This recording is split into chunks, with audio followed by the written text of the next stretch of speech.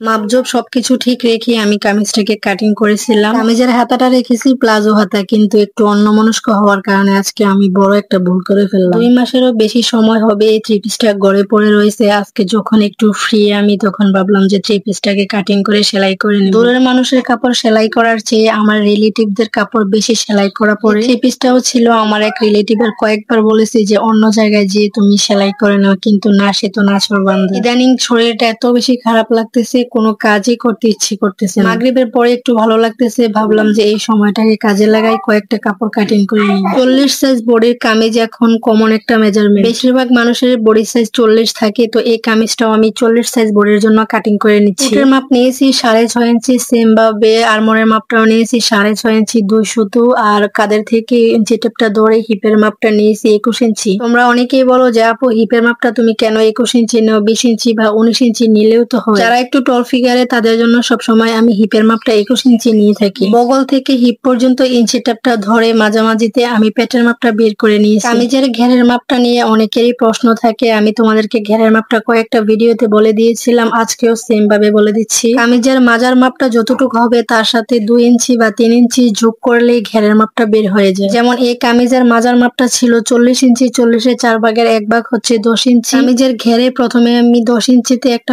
দাগ কেটে নিয়েছি, 10 ইঞ্চির সাথে আরো 3 ইঞ্চি এক্সট্রা যোগ করেছি, যেহেতু আমি কামিজের সবসময় ঘেরের মাপটা একটু বেশি। কোমরের মাপটা যতটুকু হবে তার সাথে তোমরা 2 ইঞ্চি যোগ করে ঘেরের মাপটা নিতে পারো। আমি সবসময় ঘেরের মাপটা একটু বেশি নিই, কামিজের ঘের যত বেশি হবে তত কামিজটা দেখতে সুন্দর হয়। প্যান্ট সিস্টেম পাজামা কিভাবে কাটিং করতে হয় কয়েকটা ভিডিওতে আমি তোমাদেরকে দেখিয়ে দিয়েছিলাম, আজকেও আবার পাজামার কাটিংটা তোমাদেরকে দেখিয়ে দিচ্ছি। এই পাজামার লম্বা হবে 40 ইঞ্চি। রাবার গড়ের জন্য নিয়েছি 2.5 ইঞ্চি, আর রাবার গড়ের পর থেকে ধরে এখন হাইয়ের মাপটা দিয়ে নিব। পাজামার হাইয়ের মাপটা বের করতে হবে পাজামা যতটুকু হবে তার 3 ভাগের 1 ভাগের সাথে 2 ইঞ্চি যোগ করে। 40 কে 3 ভাগে ভাগ করা হলে হয় প্রায় 13.5 ইঞ্চির মতো, তার সাথে আরো 2 ইঞ্চি যোগ করে নিয়েছি, 15.5 ইঞ্চি নিয়েছি আমি হাইয়ের মাপ। এখন হিপের মাপটা বের করে নিচ্ছি। কোমরের মাপ যতটুকু হবে তার সাথে 2 ইঞ্চি বা 2.5 ইঞ্চি যোগ করলে হিপের মাপটা হয়ে যায়। এখানে আমি কোমরের মাপটা নিয়েছি 12.5 ইঞ্চি, আর হিপের মাপটা নেওয়ার প্রয়োজন ছিল 14 ইঞ্চি, কিন্তু আমি পুরো কাপড়টাই হিপের মাপ নিয়ে নিয়েছি। পাজামাটা যেহেতু একটু ঢিলে ঢালা রাখবো তাই পুরো কাপড়টাই হিপের মাপ নিয়েছি। পাজামার মুহুরির মাপটা কিভাবে বের করতে হয় তাও কয়েকটা ভিডিওতে আমি তোমাদেরকে বলে দিয়েছি, আজকেও আবার বলে দিচ্ছি। কোমরের মাপটা নিয়েছি 12.5 ইঞ্চি, সেম ভাবে মুহুরির সাইডেও 12.5 ইঞ্চিতে একটা দাগ কেটে নিয়ে 12.5 ইঞ্চির অর্ধেকে মাঝামাঝিতে আরেকটা দাগ কেটে নিলাম। মুহুরির মিডলের দাগটা থেকে ধরে 2 সাইডে 3 ইঞ্চি 3 ইঞ্চি করে 6 ইঞ্চিতে আমি দাগ কেটে নিয়েছি, আর 1 ইঞ্চি এক্সট্রা নিয়েছি সেলাইয়ের জন্য। পাজামার বন্ধ সাইড থেকে 1/2 ইঞ্চি বাদ দিয়ে তারপর পুরোটা পাজামা কাটিং করে নিচ্ছি।